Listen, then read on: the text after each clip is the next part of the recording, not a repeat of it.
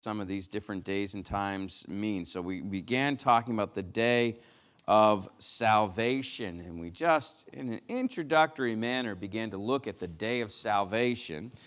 And so let's talk about the beginning of the day of salvation. And I want to say that we are currently in the day of salvation. Did you hurt yourself? You hit your ankle? Yeah. Coming up the stairs, I just nailed it. Where'd you hit it? On the stair. Oh, on that corner? Yeah. Yeah. I can see that happening. That's not mine. I don't know whose it is. I'm sure they'll figure it out later. Take pictures. Yeah, take pictures. All right. So anyhow, so we are currently in the day of salvation, and this is a whosoever will age in which the gospel is preached to the nations. And although many were saved in the Old Testament by believing the Messiah would come, and that's one of the things to always remember, is salvation's always through Jesus Christ. In the Old Testament, they were saved by believing the Messiah would come. And in the New Testament, they're saved by believing he did come. And everything always points to the cross. But the day of salvation itself began with Jesus. Let's all turn to 2 Corinthians chapter 6. And let me give out some verses here. Who would like to read for me? All right, Roger. Isaiah 49:8. And then one more. Ronnie, Isaiah 60, verse 20. A couple more. Rosemary, you're going to read Luke 4, verses 19 and then 21. And one more. All right, Kim, John 1:17. All right, and then we'll look at some other places in a few minutes. All right. Actually, Aaron, I saw your hand. You're going to go to Romans 11, and you'll read separately verses 25 and 26, all right? All right, so I told you to go. Where did I tell you to go? 2 Corinthians 6? All right, let me get there. All right, in 2 Corinthians chapter 6, look at verse 2. It says, "For he saith, I've heard thee in a time accepted, and in the day of salvation I have secured thee. Behold, now it is the accepted time. Behold, now is the day of salvation." Okay, so we see that now is the accepted time. And read Isaiah 49, verse 8. Go ahead and read that. "Thus saith the Lord, in an acceptable time have I heard thee, and in a day of salvation have I helped thee. And I will preserve thee and give thee for a covenant of the people, to establish the earth, to cause to inherit desolate heritage." All right, so there in Isaiah 49, he talks about the future day of salvation. But here in 2 Corinthians 6, verse 2, he says, now is the day of salvation. So we see that this was prophetic, but it clearly begins with Christ. And so go ahead and read Isaiah 60, verse 2.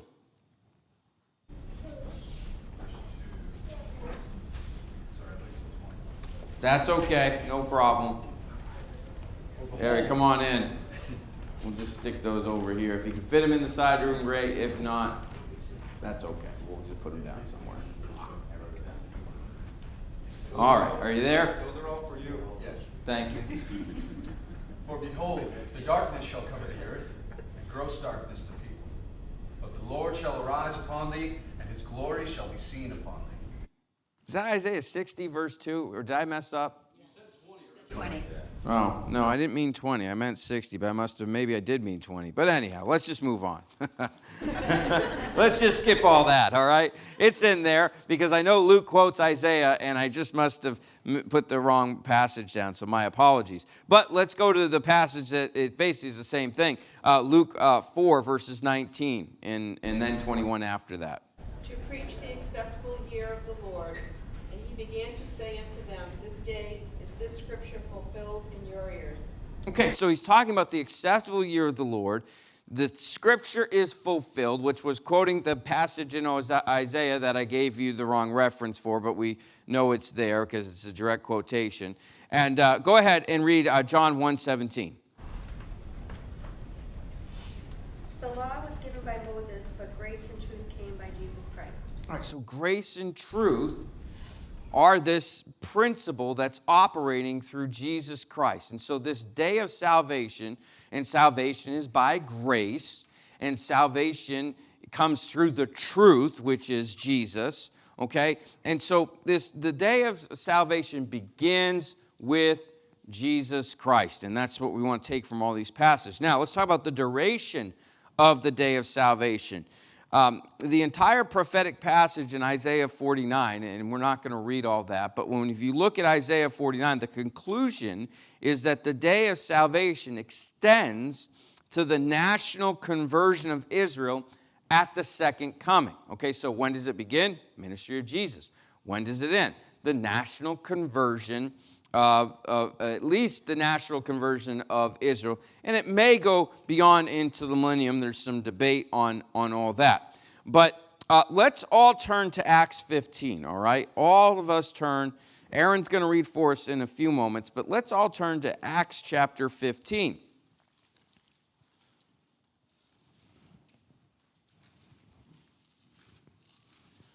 All right, Acts 15.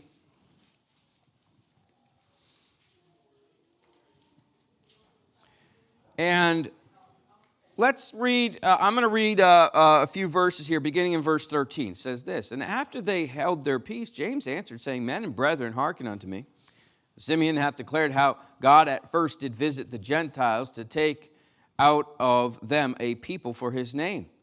And to this agree the words of the prophets, as it is written, After this I will return and will build again the tabernacle of David, which is fallen down, and I will build again the ruins thereof, and I will set it up, that the residue of men might seek after the Lord, and all the Gentiles upon whom my name is called, saith the Lord, who doeth all things, all these things, known unto God are all his works from the beginning of the world." Now, in verse 14, it talks about where it talks about visiting the Gentiles. That's dealing with the salvation of the Gentiles, which is going on at this present time. Go ahead, read Romans 11, verse 25.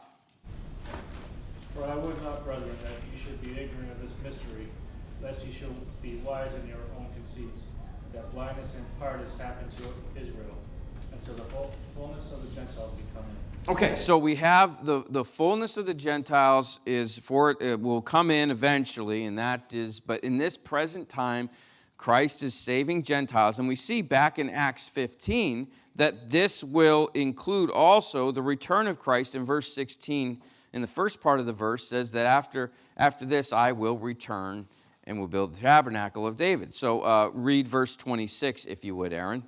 "And so all Israel shall be saved, as it is written, There shall come out of Zion the deliverer, and shall turn away ungodliness from Jacob."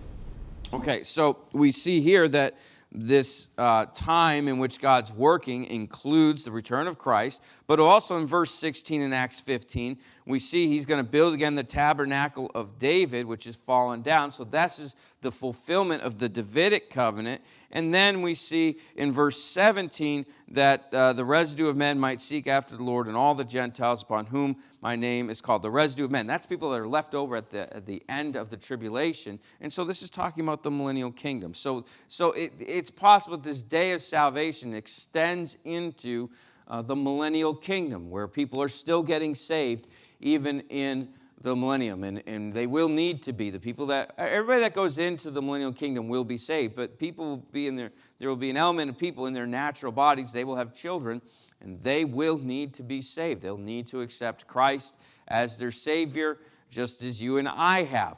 And the world will be very different, all right? But there's the need of salvation still exists. So that's kind of an overview of the day of salvation. Now, we want to talk about another thing in these days and times, and that's the last days. How many have ever heard of the last days? All right, right. Well, what does that mean? All right.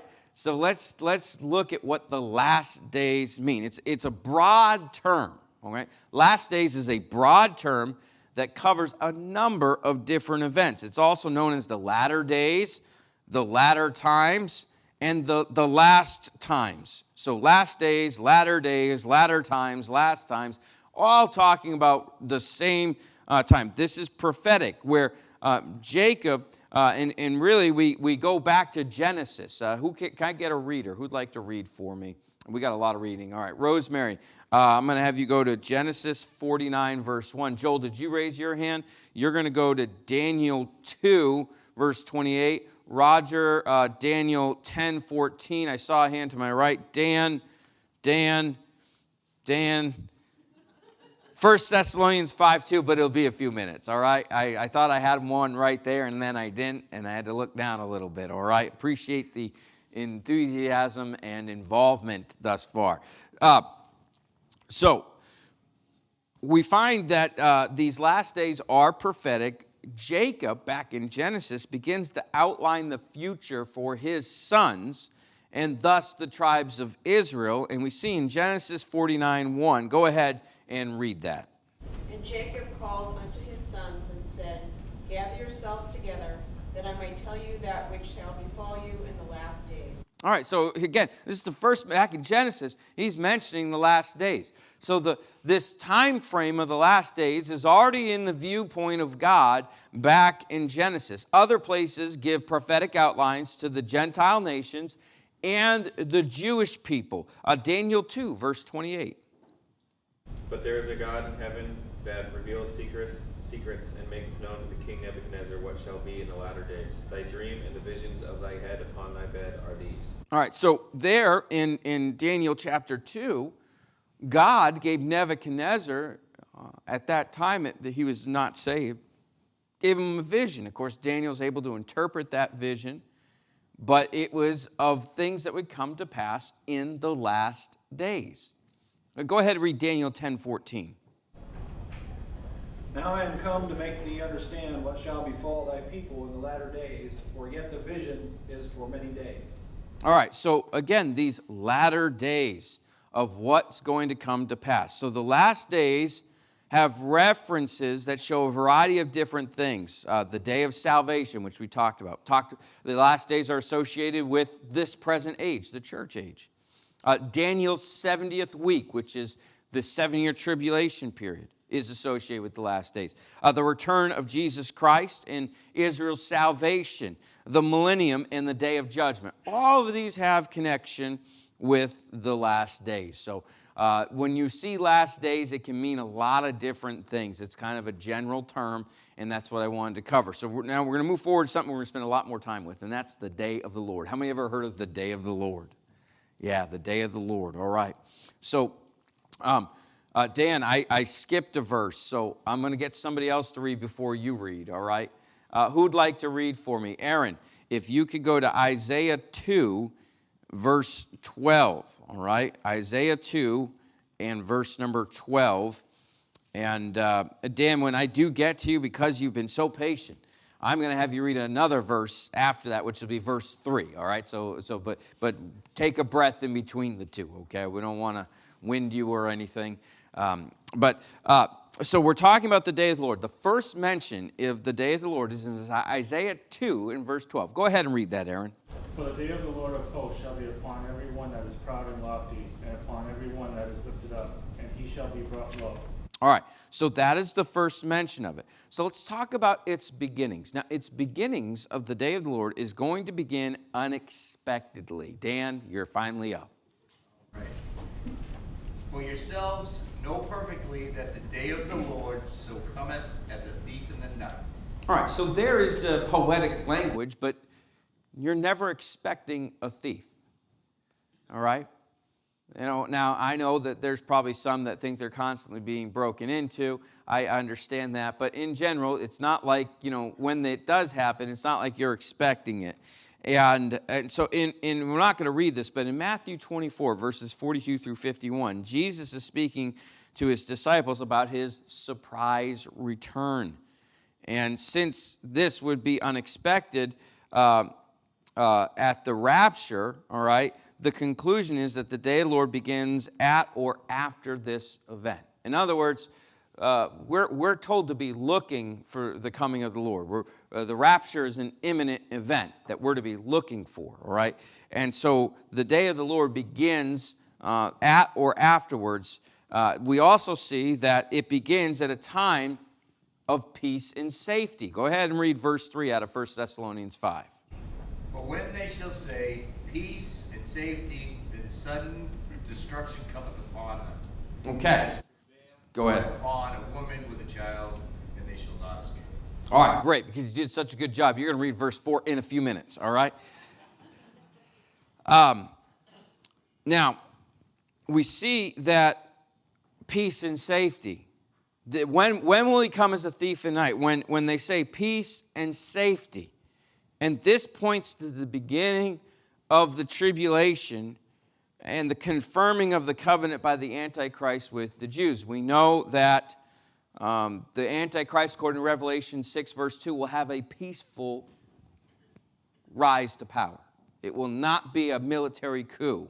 It will be a political one, but it will be peaceful. We know that that will happen. We also know from the events in Ezekiel 38 that when Israel is attacked by a Russian coalition, that it is a time of peace because there are no protective walls in Israel to stop the invading army. Right now, there are walls in Israel. There are protective barriers in Israel. There's air defense systems in Israel, okay? All those things exist. Anybody trying to invade Israel right now is going to pay a hefty, hefty price, if they can even do it, which they probably can't, which is why they haven't, okay?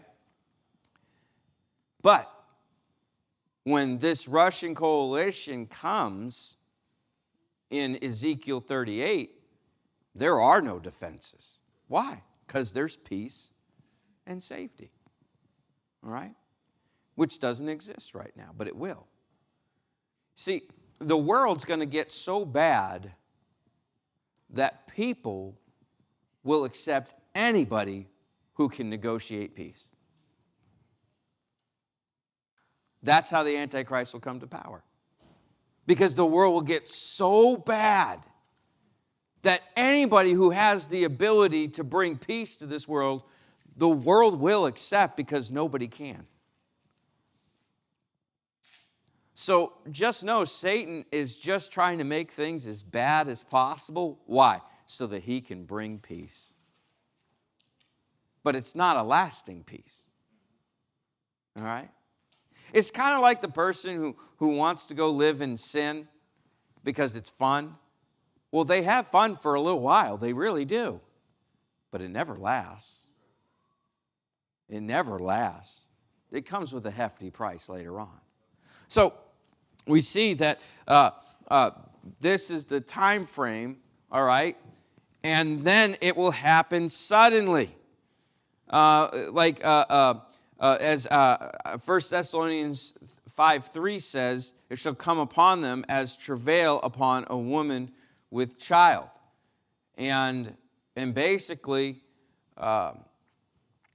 when labor starts, it starts. And it can, ladies can go into labor pretty quickly.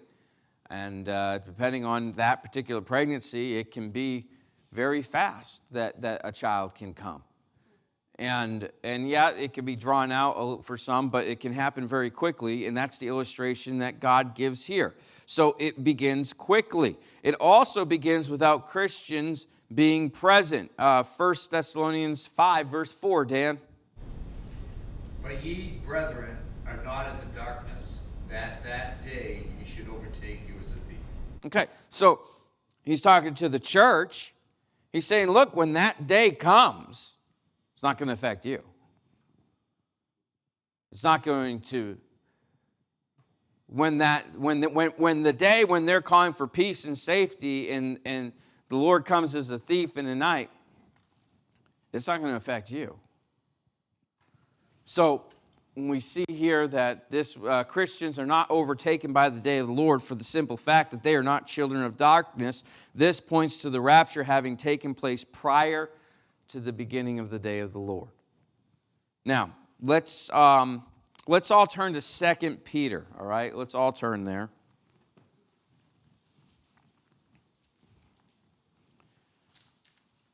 2 Peter, let's go to chapter 3. 2 Peter chapter 3.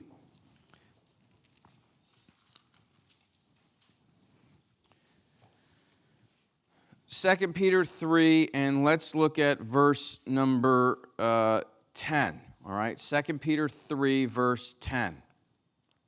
It says, "But the day of the Lord will come as a thief in the night, in which the heavens shall pass away with a great noise, and the elements shall melt with fervent heat. The earth also and the works therein shall be burned up." Drop down to verse 12.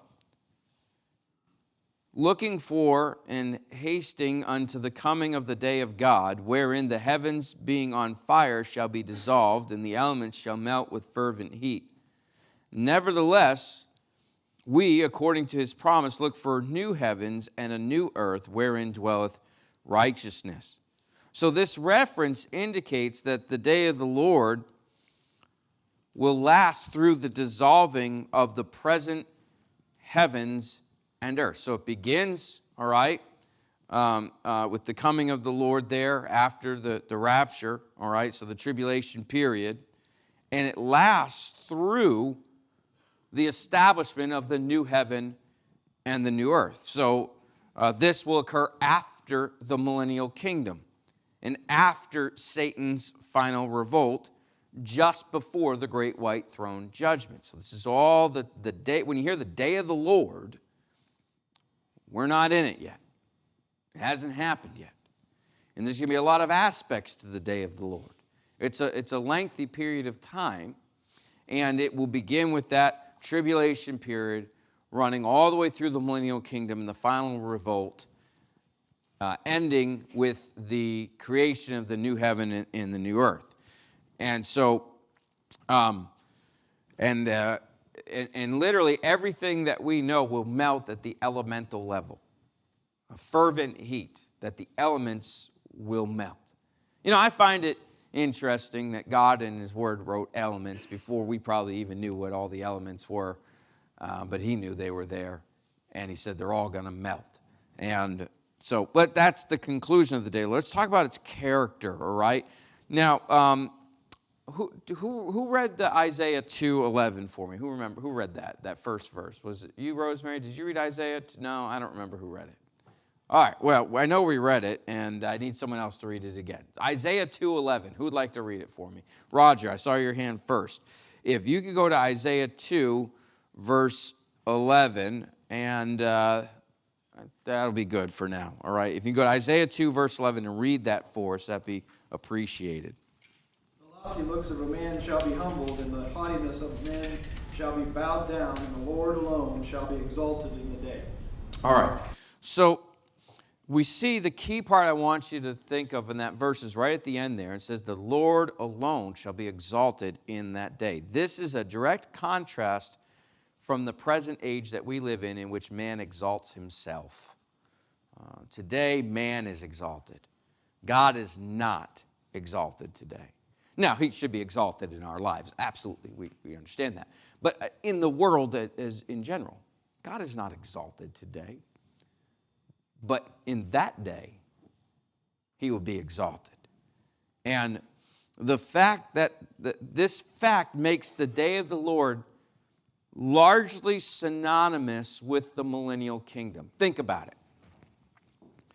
Millennial kingdom is how long? 1,000 years. Exactly. Good job. All right. 1,000 years. Now, it begins with the tribulation period, but that's what? How many years?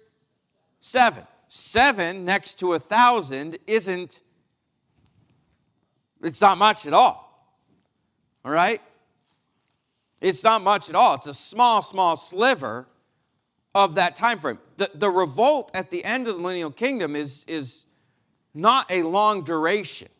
It's after the 1,000 years. Satan's loosed. He leads a revolt. This seems to happen relatively quickly in comparison to the millennial kingdom. So the point is that the day of the Lord, consisting of 1,000 years, these other things that are lumped into it make up less than 1% of the day of the Lord. So when we see prophecy on the day of the Lord, it's largely, well, not entirely, but largely associated with the millennial kingdom, because that will make up a large portion. 99% of the day of the Lord is the millennial kingdom. Hence, most of the prophecy surrounding it has the idea of God being exalted and him being on the throne, so to speak. And so, because that is the time in which God, during the millennial kingdom, will God be exalted in all the world? Yes, he will. You know, every single person is going to go and keep the Feast of Tabernacles, which means they will travel to Jerusalem. The whole world will every year travel to Israel. You'll set up a sukkah, which is it's better than a tent. All right, it's like a four walls opening, kind of an open atmosphere, but it's but your whole family can live in it, and you put a roof on it and everything, but you can look it up online. And they can be really ornate and cool looking and all that. But everybody will travel there for the Feast of Tabernacles. Anybody that won't go, God says they won't get rain. They'll have drought. And if they still won't go, then he'll send plague on them. All right? And if they still won't go, the Bible says that around 100 years of age, they'll die. And that will be like a child dying at 100 years of age. So it seems that God gives someone about 100 years to get on board with the program. God's a gracious God. All right? And if they won't, well, eventually there is death in the millennial kingdom, but it's greatly mitigated. All right? And so, but basically, people will, knowing these things, they'll follow the rules, and they'll go, all right, and God will be exalted. However, we do note that a period just prior and just after the millennial reign, there will be these short conflicts at both ends. The tribulation, the rebellion of Satan, both encompass the day of the Lord. So think of it as like they have a beginning and an end that have conflict that are just snippets. They're like a prologue and epilogue to the story, all right, or to the book. And so that is kind of the timeline there. Now, let's go to the book of Joel, all right? Let's all turn to the book of Joel.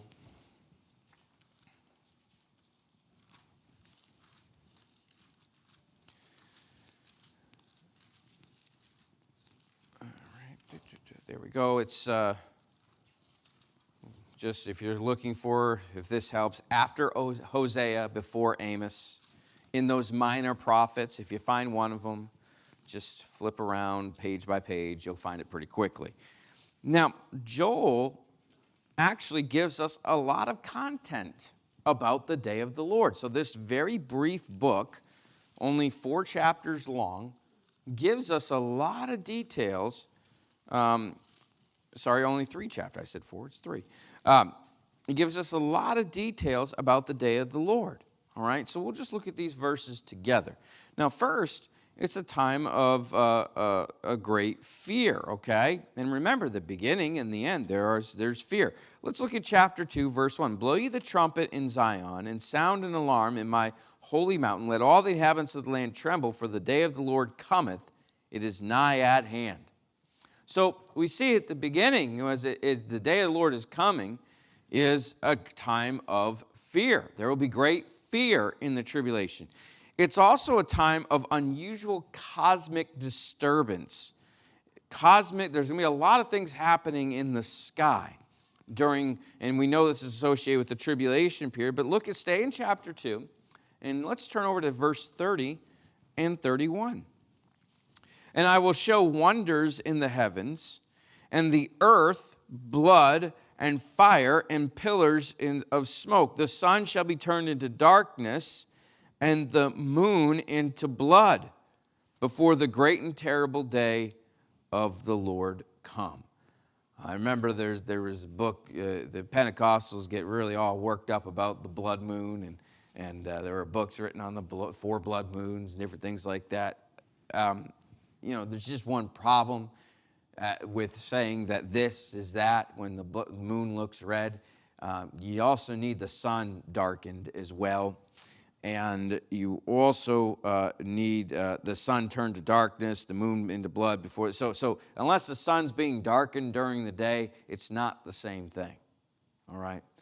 And, people will take a detail and go to town with it, but you as Bible students ought to go and read up for yourself and make sure everything lines up, because God is a stickler on details. And Satan is a master counterfeiter. And so he'll take one aspect and do something or allow something. I'm not saying that it's just natural occurring things happen. But what I'm saying is this, is that everything that God does lines up. So the moon can look red one night. That doesn't mean it's this. Why? Well, because the way I see it, it's going to look like that every night, and the sun will be darkened also. Not one night, but every day. So we see that these are cosmic disturbances that you say, well, how's that all going to happen? I have absolutely no idea. Could it? Sure.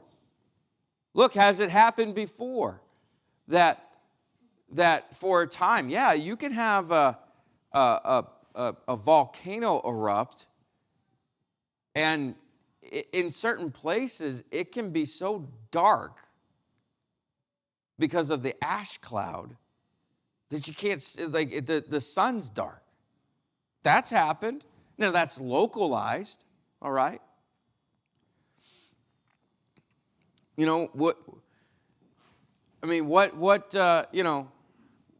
Could there be a large eruption in the earth that blocks out the sun around the world or dims it? Sure, that could happen. What is Yosemite, like a super volcano, the whole thing, right? It just takes that thing to go, and the whole west part of the country's gone, and the whole world's going to be changed. So, I don't know. I don't know what's going to happen. God can do whatever he wants. It's a time of darkness. Stay in chapter 2. Look at verse 2. A day of darkness and of gloominess, a day of clouds and of thick darkness, as the morning spreads upon the mountains, a great people and a strong. There hath not been ever the like, neither shall be any more after it, even the years of many generations. It's dark. Like this, whatever transpires in this time darkens the earth. It's not bright, beautiful day like today. That will not be the tribulation. You're not going to have these nice, pleasant days like here. It's going to be miserable. And when you have a beautiful day like today, it's Mother's Day, and we're going to have the windows open in church, and it's pleasant. And we should enjoy these beautiful days that God gives us and be thankful for what God provides, and have a good afternoon with your family. But come the tribulation period, the beginning of the day of the Lord, that'll all be gone. All right? There's not going to be these pleasant days like this. It'll be a day of darkness and fear. It'll be a time of vengeance. Over in Isaiah, I'll just read it to you. Isaiah 13 and verse number 11 says this, "And I will punish the world for their evil and the wicked for their iniquity. And I will cause the arrogancy of the proud to cease, and I will lay low the haughtiness of the terrible." I'm glad that God says vengeance is mine, because I get ticked off at the world about some of the garbage that's out there. But he reminds me it's not my place. I don't have to fix it. I don't have to exact vengeance for it, but he will. And it's coming. And the arrogancy of the proud will cease. And I think sometimes I am fairly critical of arrogancy within Christianity, and I do think that that's something that needs to be addressed. But man, we got many times nothing on the world, of how incredibly arrogant the world is, and how wicked they are, and just the stuff that goes on today is just shameful, and God will deal with it. It's a time of great destruction. Staying in Joel, let's go to chapter 1 and look at verse 15. Alas for the day of the Lord is at hand, and as a destruction from the Almighty shall it come. So it's destruction. And I won't read all these verses, but in chapters 2, verses 3 through 11, and chapter 3, verses 12 through 14, it's a time of battle. There's a lot of fighting that goes on. Now, there's other related terminology associated with the day of the Lord. It is called the day of trouble. Zephaniah, Jeremiah, and Daniel call it that. It's also called the day of God in 2 Peter and the book of Revelation. It's the day of the Lord's anger in Zephaniah, Isaiah, and Jeremiah. It's a day of vengeance in Isaiah and Jeremiah. It's a day of wrath in Zephaniah, Romans, and Revelation. And there is debate as to whether the day of wrath is the same as the day of the Lord, or whether it is a particular period within the day of the Lord. In other words, the day of wrath might just be a section to describe an aspect of the day of the Lord. So let's, for a few moments, look at some of the teaching associated with the day. In other words, could the day of wrath be associated with those two bookend items at the beginning and end? So it's possible. So let me get some readers here. Who'd like to read for me? Aaron, Isaiah 13, verse 13. Kim, Jeremiah 10:10. Whose hand else was that? Ronnie, Ezekiel 7, verses 2 through 4. I can give out a couple more. Dan, Jeremiah 50, verse 13. All right, we'll stop there. I have more to give out. I'll give those out in a few, okay? But let's look at some of this teaching on the day of wrath to see how it's slightly, and that may be an aspect of the day of the Lord, all right? So first thing we see is that this wrath is directed against the planet itself. Isaiah 13, verse 13. Go ahead. Therefore I will shake the heavens, and the earth shall move out of her place in the wrath of the Lord of hosts, and in the day of his fierce anger. So literally, he's going to move the earth. So wherever the earth is placed, he's going to move it. And so this is a wrath against the planet itself. It's also directed at the nations of the earth. Jeremiah 10:10. But the Lord is the true God. He is the living God and an everlasting King.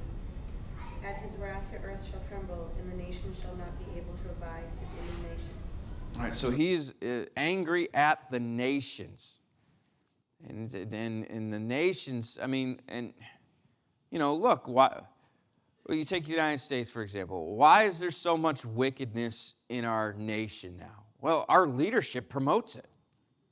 I mean, the bottom line is that the leadership of the nation is promoting wickedness. And in every facet that you can imagine. There's a systematic attack on the family. All right? Now, people don't want to get married today because of financial reasons, whether that's young people that can get social services as long as they're not married, or elderly people that are tempted to not get married for financial reasons, so they just live together in sin. And it's our nation that has promoted this. We don't reward people for being married, as God says. We punish them. And God's people are in a position of, to do the right thing, costs. I'll just tell you this. It's better to obey God than to make decisions based on money. Okay? If you make decisions based on money and defy God, you are a fool. And God will not. If you're a member of Lifeline Baptist Church and you start making decisions based on money and not God, that won't go well for you. I can tell you that every step of the way. Obey God always. And if it costs you money, so what? So what? How much is God worth to you? Well, I'm going to lose. Man, people will live in sin because they're going to lose a couple $100 a month. So, God's worth a couple $100 a month? Look, if God's so great, don't you think he can take care of you? I do. I think he'll take care of you just fine. So, but you know, I mean, just you name it, alcohol, drugs, immorality is all promoted by our nation. And are there more wicked nations than us? Absolutely. So God's going to deal with the nations because he's not happy with them. But we also see that this day of wrath is directed at the Jews too because he's not happy with them either.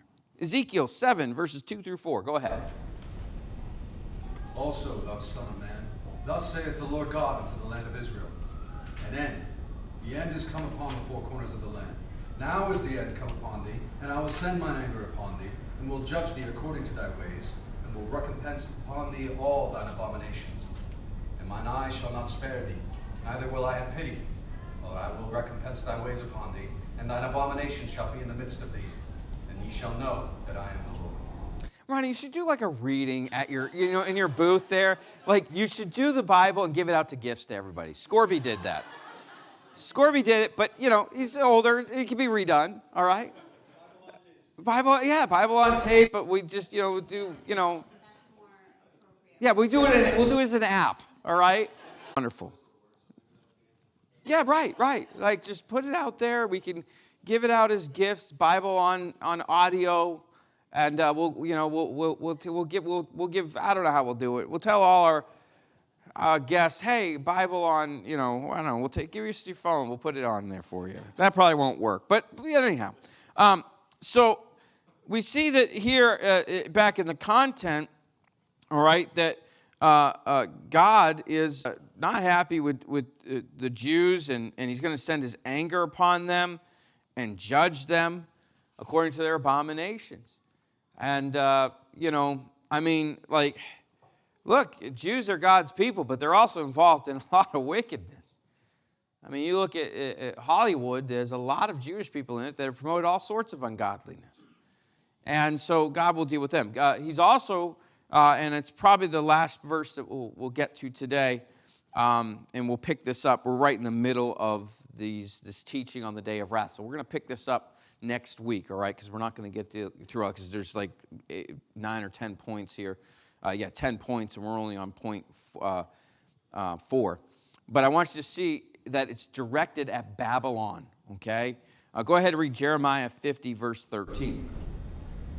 Because of the wrath of the Lord, it shall not be inhabited, but it shall be wholly desolate. Everyone that goeth by Babylon shall be astonished, and hiss at her plagues. All right, so this is a little bit more abstract because you're like, wait a minute, there is no Babylon today. True, all right? However, there's a couple different things at play here. First, you have Babylon is associated first with false religion, okay? Tower of Babel, that was where false religion first started, and it's existed ever since then. And it mimics God, all right? Mystery Babylonian religion, it always has a mother-child type worship affiliated with it. This is why, like in Catholicism, they make a big deal about Mary, okay? And Jesus, her son, all right? Mary's the mother of God, all right? But that, you got to understand, you can change the names and have a same concept, and pretty much every pagan religion out there throughout history, you just change the names, and it's relatively the same concept. And it goes all the way back to Tower of Babel, Nimrod, and you have his wife, Semiramis, gave birth to their son, Tammuz. In Jeremiah, it talks about weeping for Tammuz. Tammuz was killed by a wild boar in a hunting accident. He was hunting, he was killed by a wild boar, and the story goes that 30 days later, he resurrected from the dead. And so you had people worshiping him just as God. And so in Jeremiah, it talks about this false religion of weeping for Tammuz. It's going back to Nimrod, Tower of Babel, Semiramis, his wife, who was the first priestess type person. And so it's very interesting. There's one way to look at it is that this Babylon is the false religion, because the one world religion will be destroyed.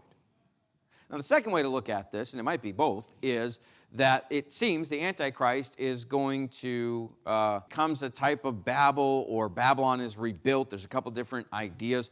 But this idea of Babylon will come to reanimation, if you will, at some point during the tribulation. How exactly that will manifest itself, there are different opinions out there. But we see it will be destroyed. And that, my friends, is all we have for today. We have a little bit of break till service starts. You are dismissed.